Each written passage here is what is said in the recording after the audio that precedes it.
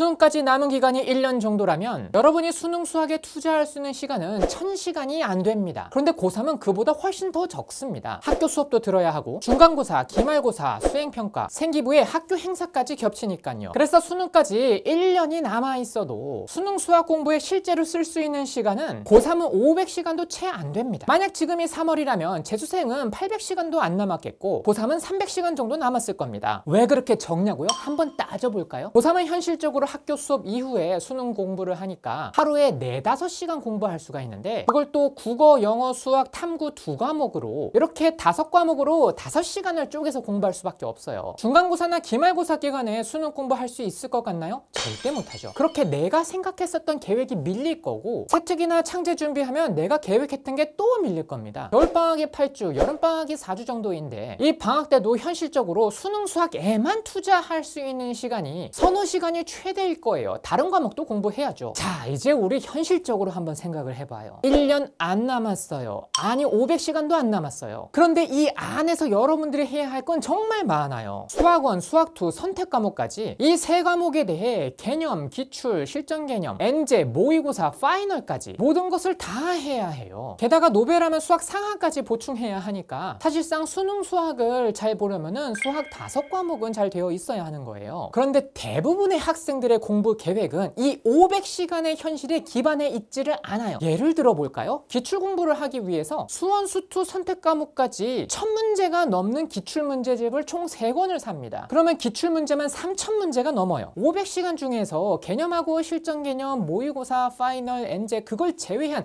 기출 푸는 시간에만 3000문제를 전부 다 풀고 복습하고 내 것으로 만든 다음에 나머지 것들도 다 하고 파이널도 한다고요? 절대로 불가능합니다. 분량이 많은 인강들도 마찬가지예요. 하나의 인강을 소화하려면 그거의 2배 정도 되는 시간이 필요해요. 그래야 내 것으로 체화할 수가 있으니까요. 그런데 이렇게 최소한의 시간 계산도 해보지 않고 막연하게 이번 달 안에 다 들을 수 있겠지? 하면서 분량이 많은 인강을 아무 생각과 전략 없이 무턱대고 시작을 합니다. 그렇게 계산 없이 공부 계획을 세우고 막연하게 시간이 널널하다고 착각을 하면서 이렇게 두꺼운 문제집 3권 풀면 나 1등급 맞겠지, 이렇게 긴 강의를 내가 듣고 이해하면 수학을 잘 하겠지, 안일하게 생각해요. 그런데 현실은요, 3000문제짜리 기출문제집은 내가 아무리 풀어도 1단원까지 밖에 못한 상태이고 지금 개념 인강을 듣고 있는데 벌써 6월 모의고사가 다가오고 있을 거예요. 그리고 그쯤 되면 뭔가 느낌적으로 알아요. 나 뭔가 꼬였다, 좀 이상하다. 그래서 불안한 마음에 개념 인강 건너뛰고 바로 심화 문제풀이 강의를 들어요. 불안하니까요. 그러다가 뭔가 한참 잘못됐다고 깨달은 순간에는 이미 벌써 수능이네? 어떡하지? 하면서 수능을 치르게 됩니다. 수능을 못 보게 되면은 내가 시간이 부족했고 나의 노력이 부족했고 하면서 자기 탓을 해요. 그런데 이것은 여러분이 게으르거나 의지가 부족해서가 아니에요. 애초에 불가능한 방식으로 공부를 하고 있는 겁니다. 실패가 이미 정해져 있는 공부를 하는데 성공할 수가 없는 거죠. 저는 정말 너무 안타깝습니다. 제가 이렇게 확신 있게 말을 할 수 있는 이유는 이걸 10년 넘게 대치동 현장에서 직접 봐왔기 때문이에요. 수능을 실패한 학생과 학부모님이 어떻게 하면 다시 수능을 잘 볼 수 있을까요? 라고 상담을 하게 되면 그 안에는 항상 같은 패턴이 있습니다. 애초에 성공하기가 불가능한 계획을 짜고 공부하니까 실패하는 거예요.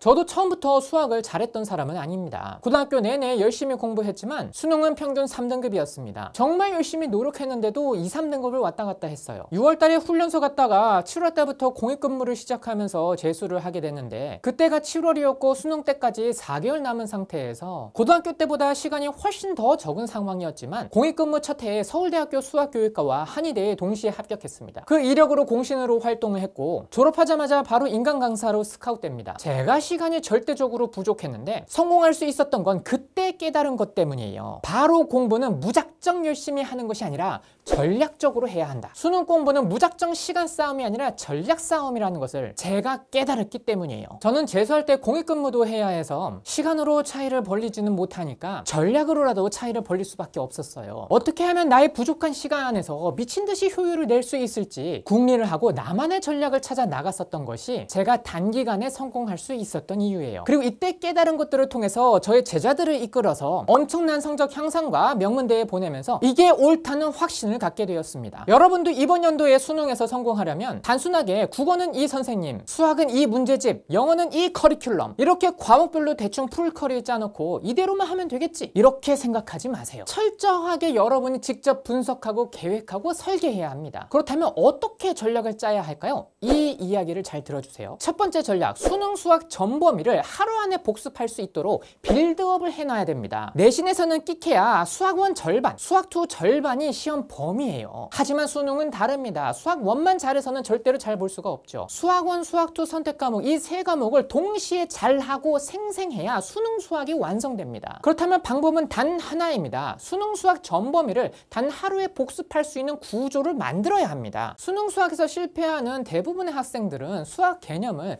간접 범위 1단원에서 직접 범위 마지막 단원까지 유기적으로 연결해 본 적이 없어요. 그래서 개념이 다 따로따로 떨어져 있고 수학이 한 덩어리로 느껴지지 않게 됩니다. 결국 머릿속에서는 대체 어느 공식끼리 결합을 시켜야 이 문제가 풀리는가? 이 개념은 대체 어디로 연결이 되지? 이렇게 머릿속에 혼란만 생깁니다. 그 상태로 문제를 풀면 망망대해에서 지도 없이 항해하는 것과 똑같아요. 아무리 열심히 공부해도 내가 어디로 가는지 모른 채 제자리만 맴돌게 되는 거죠. 이런 상황에서 대부분 문제풀이 하면서 개념 메꾸면 되겠지라고 생각하는데 그게 안 돼요. 왜냐하면 개념과 문제가 따로 노는 상태거든요. 그래서 아무리 공부해도 밑 빠진 독에 물 붓는 것처럼 계속 헛돌아요. 그래서 이런 사태를 막으려면 나만의 단권화 시스템이 있어야 합니다. 수능 수학을 잘 보려면 나만의 단권화 노트가 필요하다라는 말을 다들 들어보셨을 거예요. 그런데 대부분 단권화의 필요성은 알고 어떻게 해야 할지를 모릅니다. 제 제자 중에서 5등급에서 3개월 만에 1등급으로 올리고 그리고 치대에 보낸 그 제자한테도 알려줬었던 방법이 바로 이겁니다. 단권화를 하면 내가 공부했었던 모든 내용을 자유자재로 꺼냈을 수 있게 됩니다. 나만의 단권화 노트를 만들면 내가 공부했던 것들이 사라지지 않고 계속 쌓이게 돼요. 그리고 올바른 방법으로 하면 처음 단권화를 다 하는 것도 열흘 안에 가능합니다. 이건 절대 과장이 아니에요. 제가 실제로 받은 후기 중에 하나가 정말 기억에 남아요. 10일 만에 전 과목 회독한다길래 사기인 줄 알았는데 간접 범위부터 미적분까지 10일 만에 정리된다는 게 정말 되네요. 의심해서 죄송합니다. 이런 후기였어요. 여러분, 단권화를 한 학생하고 그렇지 않은 학생은 시간이 지날수록 격차가 눈에 띄게 벌어지게 될 것이고 나중에는 추월하기 힘들 정도로 격차를 벌릴 수 있어요. 그리고 수능 전 범위를 단권화하는 것도 절대 오래 걸리지 않습니다. 각 잡고 빠르게 한다고 했을 때 7일이면 간접 범위부터 수원 수투까지도 다 할 수 있어요. 그리고 저는 제 강의의 점유율을 높이기 위해서 강의를 길게 늘리는 짓은 절대로 하지 않습니다. 여러분이 수능까지 공부할 수 있는 시간이 한정되어 있다는 것을 누구보다도 잘 알기 때문이에요. 여러분의 시간을 소비하는 강의가 아니라 여러분의 시간을 실력으로 바꿔주는 강의, 그 강의에서 우린 만납시다. 두 번째 전략은 기출 공부를 할 때 우선순위를 파악하고 공부를 해야 돼요. 여러분, 수능은